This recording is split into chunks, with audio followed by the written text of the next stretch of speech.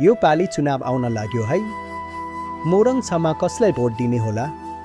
हेर भाइ बहिनी हो, देशले फेरि निर्णय गर्ने बेला आएको छ। यसपालिको भोट हामी चुनाव चिन्ह चक्र छापमा श्रीमती प्रीति झालाई नै दिने हो। तर किन प्रीति झालाई नै?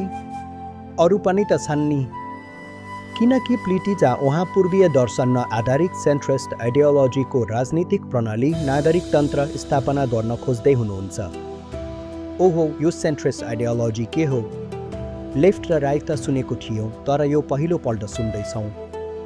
यो सेन्ट्रिस्ट आइडियोलोजी पूर्वीय दर्शनमा आधारित छ, जबकि लेफ्ट र राइट विचारधारा पश्चिमा दर्शनका हुन्। अहिलेसम्म विदेशी सिद्धान्त मात्र लादियो। त्यसैले अब विदेशी विचारको विरुद्ध आफ्नै दर्शन र सिद्धान्तको कुरा गर्ने बेला आयो। हामी सबैको साझा विचार। यसपालि हामी सबै सार्वभौम नागरिक पार्टीका उम्मेदवार श्रीमती प्रीति झालाई चक्र छापमा भोट दिने निर्णय गरौँ।